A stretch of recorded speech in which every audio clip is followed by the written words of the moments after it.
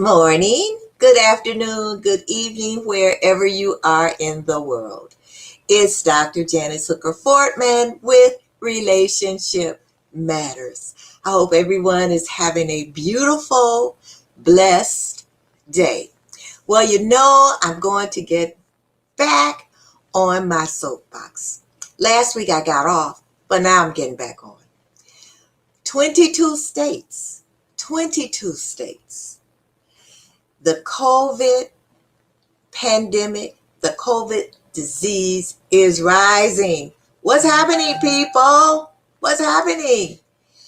And mostly it's people who are unvaccinated, although they say that there are some who have been fully vaccinated and they are still getting COVID. But at least they're not getting on ventilators, and I guess the symptoms are more like a cold. And I am going to stress again, and I know there are people in my audience who say, get off that soapbox, because I'm not getting the vaccine. Well, I got all three of mine, actually, including my booster. And I want to get out, and I want to, I would love to stop wearing my mask. I'm tired of that mask. But as long as we still have this disease running rampant through, I would say, the world, but especially through the United States, we're still going to have masks, and we're still going to have these mandates. And I know a lot of you out there, you're tired. You're tired, and so am I. So, even if you don't want it for yourself, get it for your children, get it for your parents, your grandparents, your loved ones, because you don't want to get it, and then someone else gets it. Now, my son teaches, and so the mom got it, and she gave it to all of her kids. And they all were sick, very, very. Some were, just a little ill. Some were very, very extremely ill. You don't want to see that. So I'm saying it again, and I guess I'm going to have to stay on this soapbox until we are all vaccinated.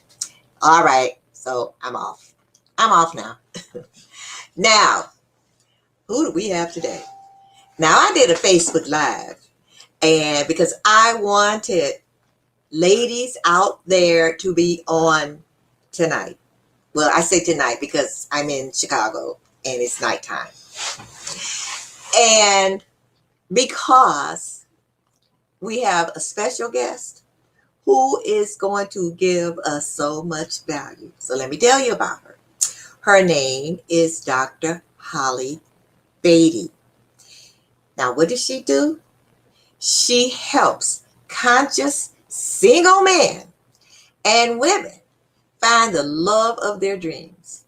Did you hear that? The love of their dreams.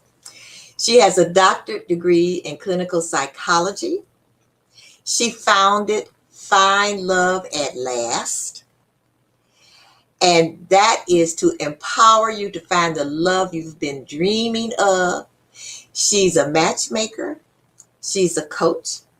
She's an image consultant, and she's been doing this for over 9 years. She is a dating expert, an inspiring speaker who empowers and advises on dating strategy. That's what we need, right? Online dating, and we know about that, right? Mindset, image, partner suitability, which we're really going to talk about, communication, and commitment. Now, she brings more than 15 years of rich personal dating experience before finding the wonderful man with whom she is happily married. Now, she's in California, she's in San Francisco, but she works with clients all over the world. And now a lot of you have been asking me, a lot of ladies and a couple of men, like, when are you going to have somebody on that's going to help me find a man or help me find my woman? So tonight I do. I'm going to bring to you Dr. Holly Battey. Hi, Dr. Holly.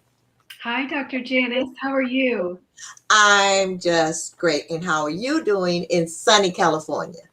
I'm doing great. Thank you for that beautiful, warm introduction. I'm so excited to be here with you tonight.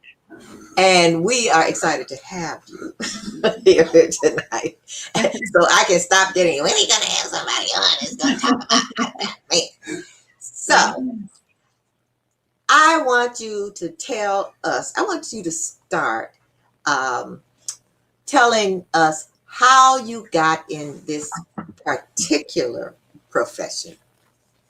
Well, it was a long, unexpected journey. I started off as a psychologist working with victims of crime, and I went straight through from kindergarten to doctorate, and I got a bit burnt out.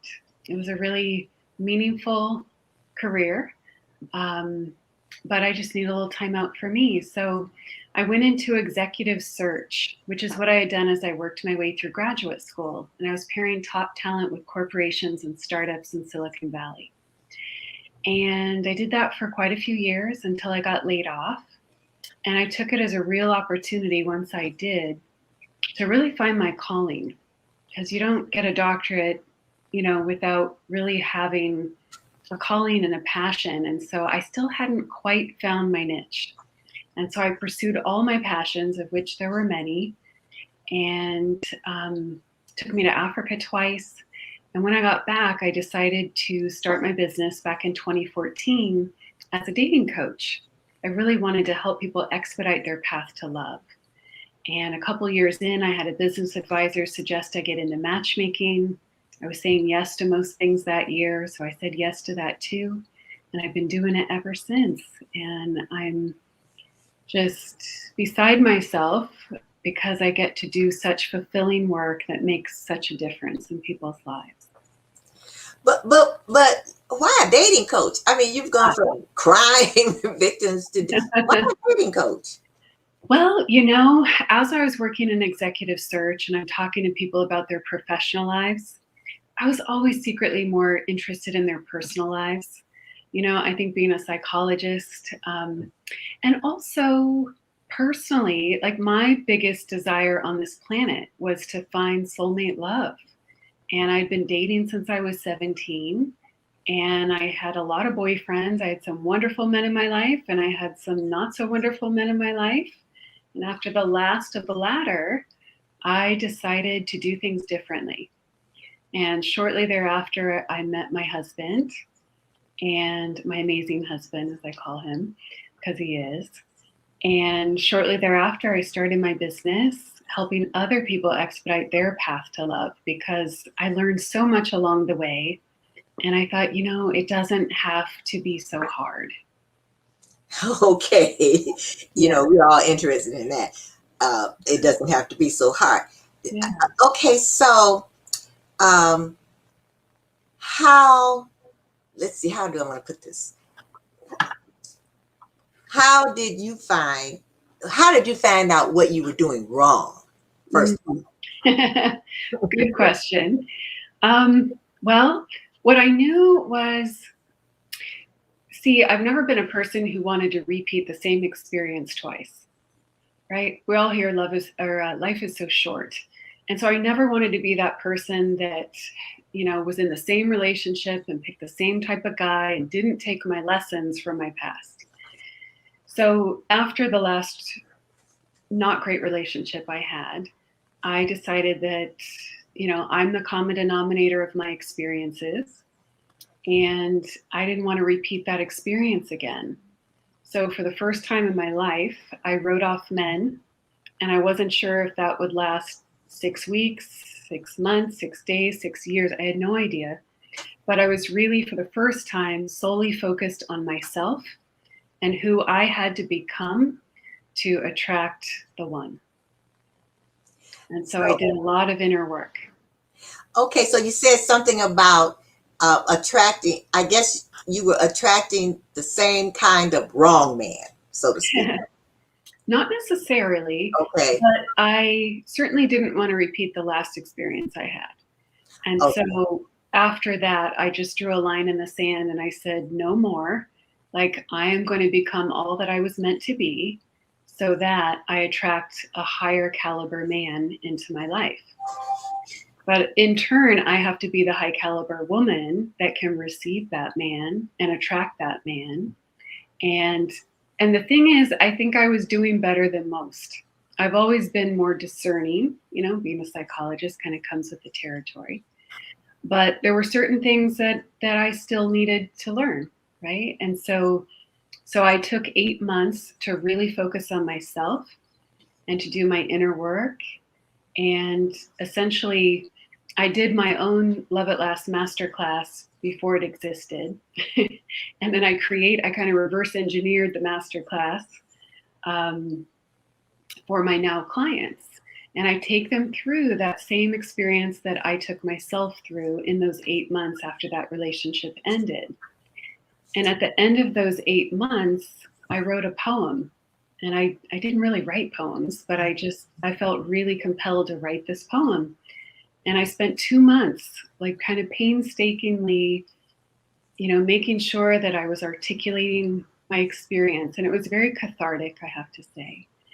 And then at the end of those 2 months, as soon as the poem was, met my satisfaction, I then felt compelled to go to a spoken word event, which I'd never felt compelled to perform there before. I always loved, the passionate souls that I would see there. But not loving public speaking at the time, this was certainly didn't feel like it came from me. But regardless, I reached out to a friend and invited him to the spoken word event because I didn't want to go alone. And he said yes. And I actually never read the poem publicly, funny enough. But that same man who joined me that night at the spoken word event became my now husband. Oh. Yeah. Yeah. Wow. So that poem, which rounded out my experience and was super cathartic, was the exact bridge that led me to the man of my dreams, who amazingly I already knew. I just didn't know he was the man of my dreams. Oh, so he was a friend. Yes. Or a colleague, or he was a friend. Yeah. And I'd known him since college. But I had no idea he was the man of my dreams until I was ready and until he was ready. Now, I like that what you said about being ready. Yes. And I like that what you said about working on yourself. Because I've always felt that you don't get the man or woman of your dreams until, or your soulmate, some people call it, your soulmate, until you are actually ready. And because people wonder, why am I meeting the same kind of guy or the same kind of woman? And, they're not the right kind. But I see what you are saying about working on yourself so that you can receive that person. Now, okay, all right. So, Dr. Holly, how did you know what to work on? I mean, how did you know what was I hate to use the word deficient, but I'm going to use that for a better word. Sure. How did you know what to work on? That's a good question. I don't think I've been asked that before. I don't know. I think, a lot of that time was really about going inside. And I think my intuition ultimately kind of led me through the journey that I needed to take to get to where I was meant to be, to guide me to who I was meant to be and who I was meant to be with. So it was really kind of, I think, intuitively led, because I didn't actually have a guide at that time. I didn't have a coach or a therapist. I was kind of my own. So, I kind of found the path for myself, and now I created the path for others so that they don't have to kind of figure it out on their own. Because I'm a psychologist and I figured it out on my own. So it was maybe a little bit easier for me. But now you don't have to guess, or you don't have to find your way in the dark or fall down the rabbit holes. There's a path. Okay. And so, question came in. How do you know that who you think is Mr. Right is actually Mr. Not So Right, or Mr. Wrong? Yes, great question. Great question. We often don't know until we know, right? Sometimes we have a sense, and sometimes we ignore the red flags. You know, a lot of us do that, right? We still want him to be the one, that we, just put our blinders on and ignore the red flags and go 100 miles an hour, all the while ignoring these glaring things that eventually catch up, right? So that's one way. Remind me of your question again. Okay. How do you know that who you think is Mr. Right is actually Mr. Not So Right or Mr. Wrong? Especially, and I'm going to expound on the question that was sent in, especially, you meet someone and you supposedly fall in love there, and you feel that this is who I've been looking for, this is who I've been praying for, and here he is. And what you see, it's like, oh wow, I finally found him. But then as time goes on, it's like, wait a minute, he's actually not Mr. Right, he's Mr. Wrong. Where did I go wrong? Yes. Why didn't I see? Yeah, definitely. I think we probably all had the experience of the red flags and ignoring them, yeah. And, there's no substitute for the variable of time. We can't know someone in a week. We just can't. And so there's certain things that are going to play out over time. So, making sure that you build that into getting to know someone before you're fully committed. Okay, that sounds easy. Oh, I didn't say it was easy. Simple, not easy. Yeah. It's hard. It's an emotional game, and it's a roller coaster. It really can be. So I try to help mitigate that roller coaster and help people choose faster so that they don't get stuck in those not right relationships for long. Okay, then we have a comment from Karen Brown. She says, it seems like people, I'm sure it happens with men, with women, and women with men, are not always truthful. How do you know? Yeah. Well, that is a very unfortunate thing, isn't it? Mm-hmm. Yeah. Well, often we don't know, right? We don't often know because we, in the beginning, have to take people's word for whatever they say. But over time, when you give it time, then you can make sure that the actions and the words line up, right? That's one of the biggest ways to know if someone has integrity or not. Make sure their words and their actions are integrated. So, but that said, a lot of people do these whirlwind romances, right? Where 3 weeks in, they're sure that he's the one. And I don't think we can really know that early. We can hope, and it can seem really promising. But I'm a big proponent of pacing relationships, especially at the beginning. Okay, well, I agree. I agree with that. And when you talk about red flags, I know sometimes if you want something so badly that you ignore the red flags. Yeah. And I've talked with several people about red flags, and I mean, and I've been I've done that. Me too. Yeah, I'm happily married now. Nice. But we worked out the red flags. He probably saw red flags. Not too many though. He might have seen one. Uh-huh. Yes. But but but I really like what you said about working on yourself, because I started thinking about me before. Now I've been married. This is my third marriage, so my third time the charm, Mm-hmm. and we're happily married. Good.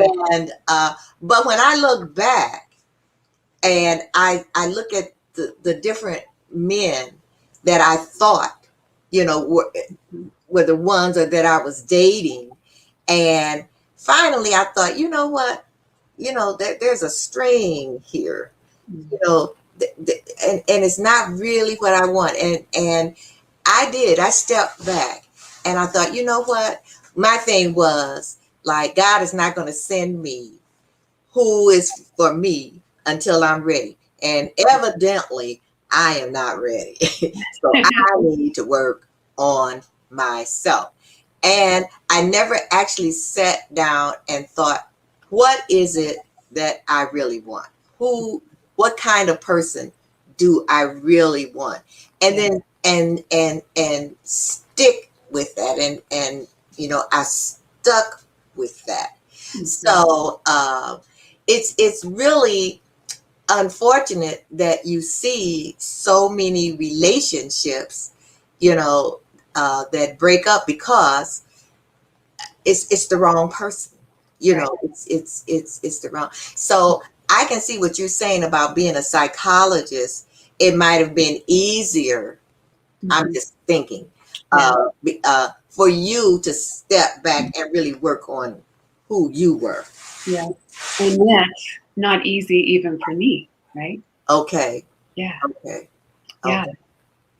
But I love what you said, Dr. Janice, about, you being the common denominator and being really intentional this time around with, you said you hadn't even thought about what you really wanted. And I think I just wanted to be married. You I wanted to be married. All my friends were married, and they were having children. And I think I was the last one. And I was 25. I wanted to be married. And there were all kinds of red flags, but I wanted to be married. And I thought, you know what? I could change him. Yep. That's nope. Happy. But like you said, I never really sat down and like, who is it that I really want? And because I wouldn't have gone through those two, and they were definitely not who I needed, in my life. So, but I like Karen Brown again said, words and actions line up. Thank you for that simple test. Yeah, it's so important. It's so important. So many people come to me and they say, Dr. Holly, I was really like hoping I would just run into him at Starbucks or on the street, and that I've been hoping for that for years, and then we have a pandemic on top of it. And, it's really hard to meet men in your living room during a pandemic, right? So hope is wonderful, but we need hope and strategy, right, in order to actualize what we really want. And so when we're trying to build a wealth portfolio, we don't just hope for it, right? We hire someone who gives us strategy and tools. And same with our career. We don't just hope for a wonderful career. It's the same with love, right? We can keep hoping for something to be better, but we usually need to do something different and actually have a strategy. And most people don't think of their love lives in having a strategy because they just want it to happen, which I totally understand. And Hollywood, certainly has its part in rom-coms and love just happening and falling out of the sky. And that works for some. But if you are really wanting to manifest like the relationship of your dreams and it hasn't been happening for you, I do encourage you to do something different and to invest in yourself in a way, toward what you really want in life. And that can make all the difference. Okay. So I got to take a break. And when we come back, let's delve a little bit more into some strategies. Okay. Right. All right. So we'll be right back.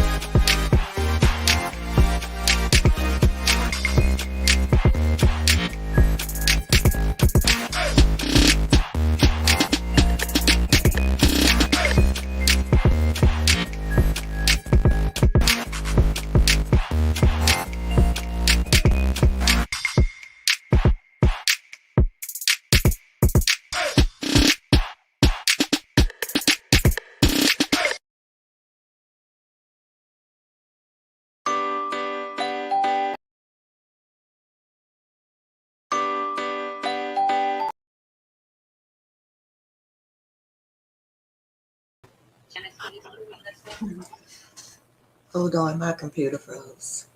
Oh, I don't believe my computer froze.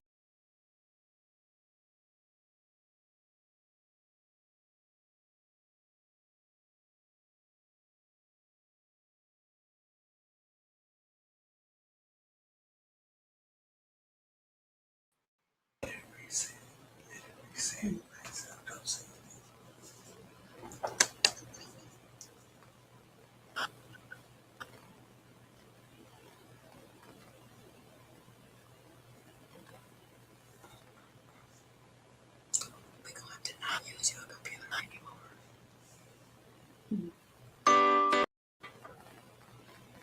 I can't even tell her. I can tell her. I can't even do that to let her know we froze.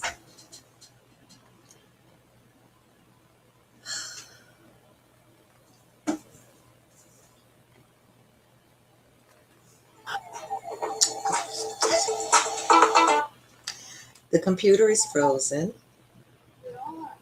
I know the computer is frozen. Okay. We're having some technical difficulties. Now I've been told that, okay, we're back. Oh my God. And everybody's calling me. Yeah, we froze for a moment. And I was told, but we can still see you. But I couldn't see me and I couldn't see you. The internet is really something, right? It is. It's so great when it works, isn't it? It's great when it works. It's great when it does not. It's not so great when it works. So a question came in right before we froze. And that was, do opposites really attract? Great question. They do. They attract. They just don't usually last. Oh. Yeah. That's different. Yeah. So now why do you say that? Well, that's what the research shows. So we tend to get along better with people that are more similar to us. So like attracts like often.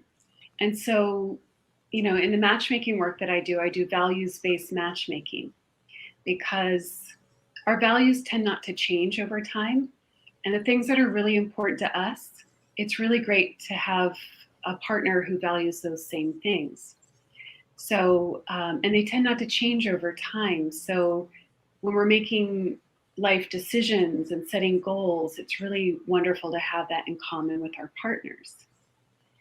So I definitely recommend choosing someone that is more like you than unlike you. Not in every way necessarily. Like there's certain things that are more complementary, like introvert, extrovert, You don't want two introverts, it's not a very engaging conversation, you two introverts at the table, where you get two extroverts and you're talking over each other. So there's certain pieces that you want to be complementary, but for the most part, you want similar values. Okay.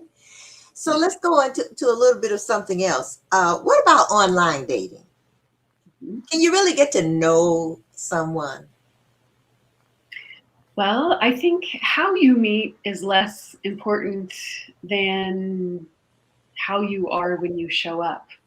Um, you know, meeting is the most important thing. So whether you meet online or meet through a matchmaker or through a friend or something, how you meet is far less important than how you show up when you meet. So, when you do meet online, especially as women, we have to be safe, and have precautions and just navigate it in a more cautious way, I would encourage. When you know someone through a friend, you have that person in common, and so that's a little bit different. But yeah, you can get to know someone that you meet online just as well as you know someone or get to know someone that you meet in another way. For Okay. sure. It's just a slightly different process. Okay, I asked this question because I had young lady on who had met someone online, and they corresponded for over 2 years, but in the end it was a scam, and she was scammed out of over a couple of $1 million actually. Because she was a businesswoman and he was supposed to be this, international businessman, and they were doing this together, and they just couldn't ever quite meet up, and like she said, she saw a lot of red flags, but she wanted a relationship so badly, and she was a widow, That's when we have to watch, because when we want the end game more than actually that person, we often just have our blinders on. That is such a sad story. Yes. I wish I had been working with her, because I have a good radar for scams. Okay. Yeah. You have to be far more discerning when you meet someone online. Yeah. You just do. And never wait 2 years to meet someone. Thank you. Never. Don't wait a year. Don't wait 6 months. No, never. Your life is too valuable to put on hold and wait for someone for that long without confirming and meeting them in person. Okay. So we have a question from Sandy Barney Ennis. Why are women more into their relationships than men? And why does the fizzle go flat after a while? Good questions. Well, I think as women, we're socialized. We're just socialized to be relationship oriented, I certainly have male friends, though, that are relationship oriented too. It's just kind of part of how we're wired as women, I think. And why does the fizzle go after a while? What a great question. It doesn't always fizzle. And so I have friends, and in my marriage, it hasn't fizzled. So I think a lot of it is just choosing differently next time and making sure you have those ingredients that really make love last and really keep the fire strong. Attraction is one part, but it's also important to have a really solid friendship. You have to really like your partner as well as love them. And I think liking sometimes is even more important than loving at times. I really agree with that. And this time, when we got married, we wrote down exactly what we wanted. Wow. And being authentic, being specific. Yes. This is what I want, and I think that helps too. As far as if you're thinking marriage, if you're thinking, or a long-term relationship, if you're not going to get married, but a long-term relationship that you want to be in, and Yeah. you have to be specific, Yeah. because when I say specific, I had a friend, and she said, all I want is a man who really, really, really loves me. Well, that's what she got. Mm-hmm. But there were some other things. And she said, you know what? I really should have been more specific, Yeah. So, Yes. I'd love to talk more about that because, we often just say, oh, I just want someone to adore me, or I just want a husband. And, like you had said, you just wanted to be married, right? At 25, you were the last of your girlfriends and you just wanted to join the club. And often we get what we want, right? So we have to be really careful. Yes, and really clear about and intentional about what we really want, because optimally we don't want to just be married, we want to be happily married, right? And with our partner, hopefully we're getting clearer and clearer about what we're wanting moving forward, that each relationship gets us clearer than we were the last time. But without that, it's like showing up to the airport and saying, I want to go on vacation, and the ticket rep says, great, where do you want to go? When do you want to go? And if you don't know, you're never going to get to that destination. And so the universe works very similarly, where we have the more specific that we can get, the more intentional we can get, the more strategy in there as well, the greater the likelihood of us manifesting it. Okay. So you got to work your relationship, ladies. It's a strategy. You got to be strategic.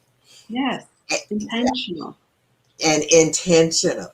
Well, I had a question that came in here via text. How do you know if it's a red flag or if it's an area you haven't developed in? In other words, you see it as a red flag, but it's really something you're not used to or you need to understand more. Interesting question. Yeah, I think sometimes we are specific about the wrong things sometimes, like a lot of women want a tall man. Nothing wrong with it, right? I like tall men too. But if we require that our matches are 6 feet or taller, we actually eliminate 88% of the domestic male population. And most people don't know that. So any women in this country who require 6 feet or taller are all fighting over 12%, the same 12% of men. So if we don't know that, then our choices are far more limited, right? If we drop our height range 1 or even 2 inches, it opens up millions more men. So all that to say, a lot of times women and men too are specific about the wrong things, or too specific about the wrong things, and not specific enough about the things that really sustain love over time. One example of that is that we tend to overvalue looks and undervalue character. So, I had a recent client say to me, gosh, before I did the masterclass, I was, weighing looks like 70 or 80%. And I really wasn't looking at character too much. And now it's completely different. Because, here's the thing. If your relationship is based on looks alone and looks aren't sustainable, your relationship won't be either, right? And there's certain, character is something that makes someone more attractive over the years. We probably all had the experience of meeting someone who maybe we weren't like attracted to, like a 10 on a scale of 1 to 10, but they got more attractive over time because of who they are as a person. They're more beautiful on the inside. And the opposite happens too. We can meet a 12 and be blown out of our minds, right, with how attractive someone is. And they get less attractive over time because they don't have the character. They don't have those wonderful qualities. And so attraction can also lessen over time. So you definitely want baseline attraction, but you also want those wonderful qualities that just make someone, a wonderful partner over time.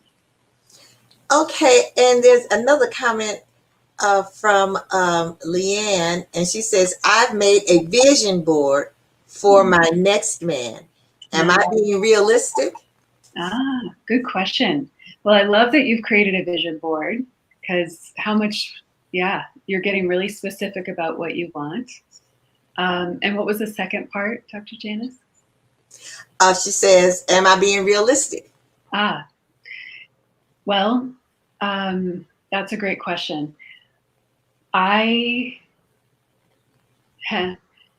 That's a little hard to answer just because I don't know the specifics, but I am all for going after what you most want and need. Most women go after what they want, but they don't really pay attention to what they need. And but we tend to be happiest when our needs are met, right? Wants are usually an ego, and needs are usually soul-based. So we want to go after what we need and less about what we want. However, I love the vision board idea. I love her getting clear. And there's certain things that you want to be realistic with, and there's certain things that you want to just really expand into and really lean into your desire, because the universe wants you to have your desires. You were intended to have the love of your dreams, or else it wouldn't be in your heart. So how do you discern between your wants and your needs? Good question. We do that in the masterclass. Okay. So we do that there. We also have VIP matchmaking worksheets that are part of the masterclass. So that helps us drill down really deep on demographics, height, eye color, hair color, education, geography, things like that. We also have a values inventory. We look at personality attributes and activities, and we do a bunch of worksheets to get really clear about what you want. But we also look at what you need, because it really needs to be a semblance of both. Okay. Yeah. Okay. So you don't really need a man that's over 6 feet. You might want you might want a man. True. Yes. And we all have different kind of wants and needs, and we don't, a lot of times people come to me and they say, I know this sounds silly, but I really want this. And so part of the work I do with clients is letting them know we want enough people to qualify, if you will, with your criteria, so that we can drill down deeper to the things that really matter. So if someone says to me, for example, Dr. Holly, I really want my soulmate. And I say, great, like in terms of geography, like how close are you willing to go? Well, he needs to be within 10-mile radius. Not so realistic. Not so realistic. Yeah. So that's one example of being realistic, but also going after what you really, really want and need. Okay. All right. So I have another question here from Sandy. She says, do you think women should date and marry younger men? I believe women have more energy than men. So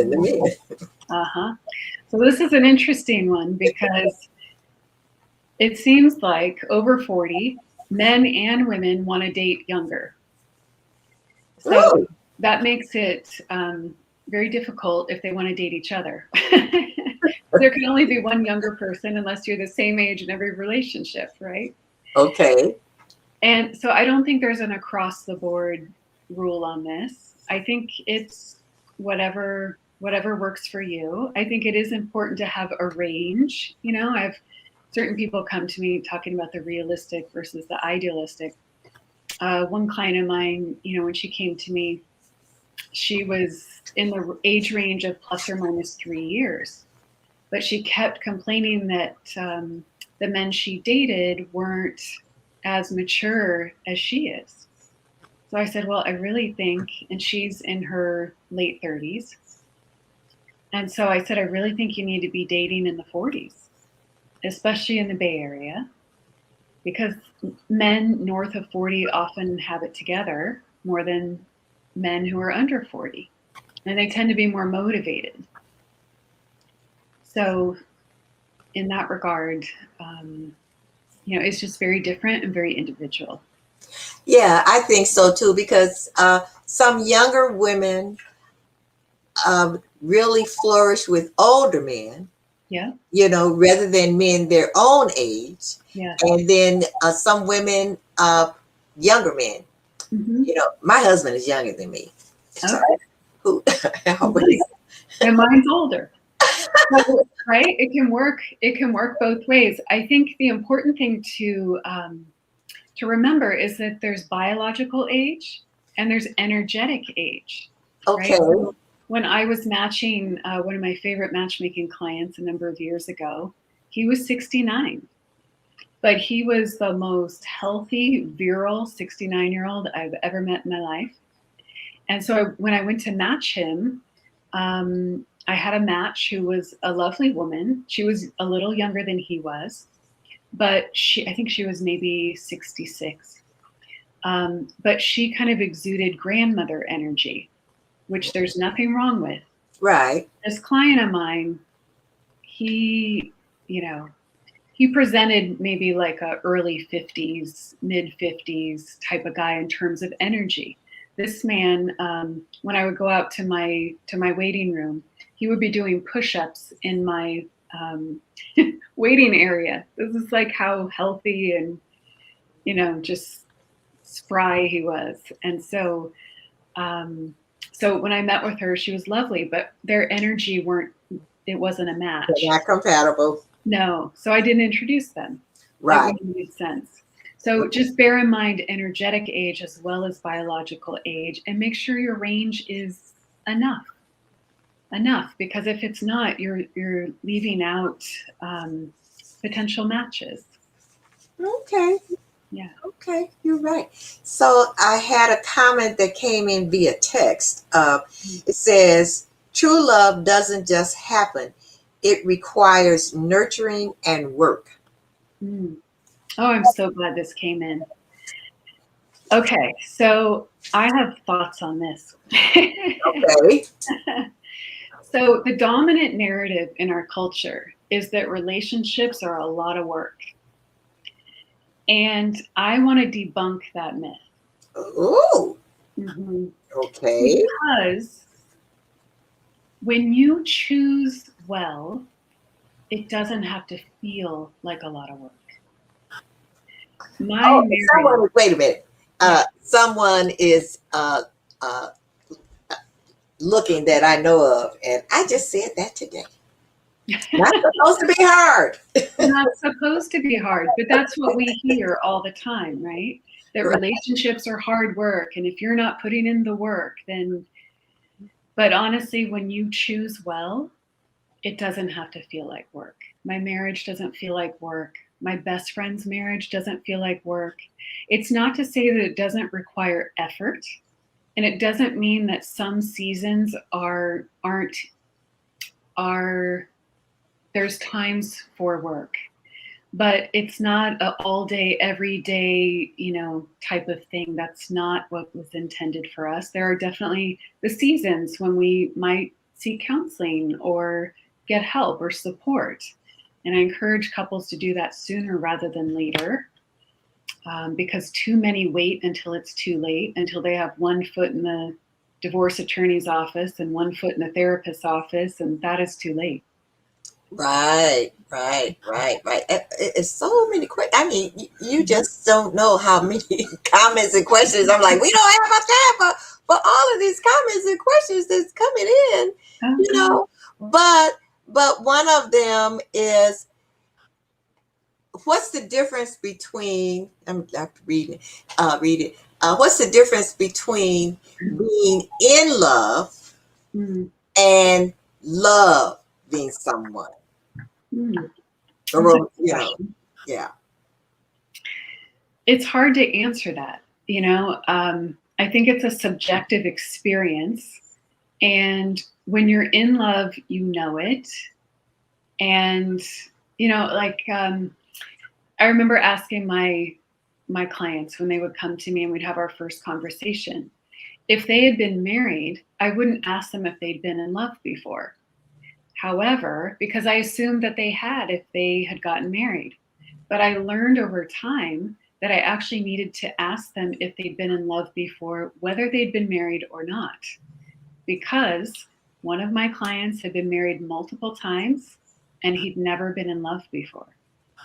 And so just because someone's, there's different reasons that people get married, and not everybody marries for love. And some people love their partners, love their spouses, but they're not in love with them. And some people don't even know that they weren't in love with people until they are in love for the first time. And then they look back retrospectively at their relationships and realize, I actually had never been in love before this time. Isn't that fascinating? My thing is, if you're not sure if you've been in love before, you haven't been. Because you know when you've been in love before. It's not so different than, have you had an orgasm? Okay. We know when we have. Yeah. You just know. Yeah. Yeah, it's definitive. Wow. So the time is just, let me see, we got one more. I hope we have, Karen Brown says, mind blowing. That's how you know. Yes. Mind blowing. Well, Dr. Holly, this time has just just flown by. Yeah. I was looking at your website, and one thing I saw a quote that you had. And the quote was, what you seek is seeking you. Yes. I love that. Yes, it's so true. I remember before my husband and I got together, and I was wondering, where is he? Like probably a lot of your viewers are wondering. And I remember saying a prayer, to my future partner, not knowing who that was, but saying a prayer to him, wishing him the best and whatever he was going through at the moment, knowing that we would be ready at the same time. And so say a prayer to your future partner. Okay, ladies, you hear that? Say a prayer to your future partner. Now, if the ladies want to get in contact with you, yes, how do they do that? Great question. So I'd actually love to offer your audience the first 5 women that contact me, women or men, actually, I work with both. The first 5 that reach out to me, and my website, I think, is scrolling across the bottom there, who reach out to me at my website at findloveatlast.com.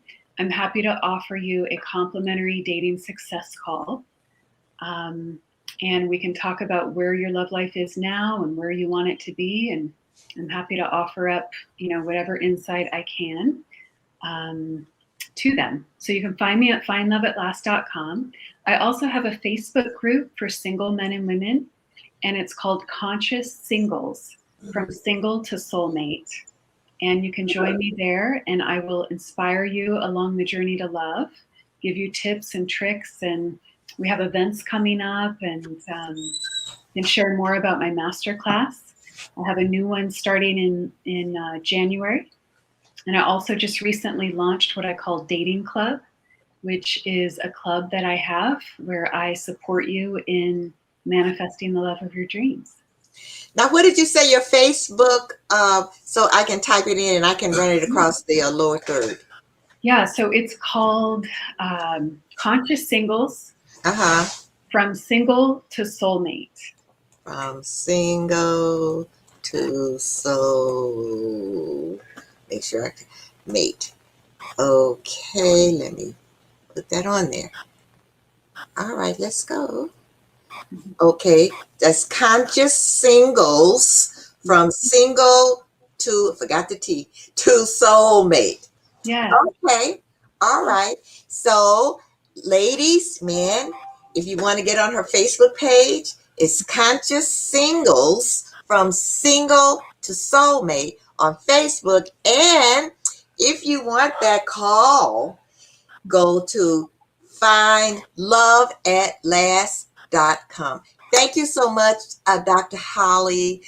This has been wonderful. You have given us so much information. And ladies, I hope you were listening. First of all, get yourself right and say a prayer to your future dream guy. All right. So, Thank Dr. you so Holly, much for having me, Dr. Janice. This is a total joy. it's been great. It's been great. I really enjoyed it myself. If I was single, I'd get on. I know it last, but I found my love. All right. All right, then. You have a beautiful, blessed rest of your evening, Dr. Holly. Thank you. You too. All righty. Wow. You know, that has been great. I hope you all got a lot out of that. I see some other comments, and Maxine says, very interesting. Sarah says, I'm on my knees. All right, Sarah. Karen says, I'm writing in my journal right now. And also Karen says, what you seek is seeking you. I sure hope so. So this has been wonderful. We'll have to have Dr. Holly back, especially after you all have had your call with her, because, you know, I want to know. It's been great. Next week, I want you to be here because this is who we have.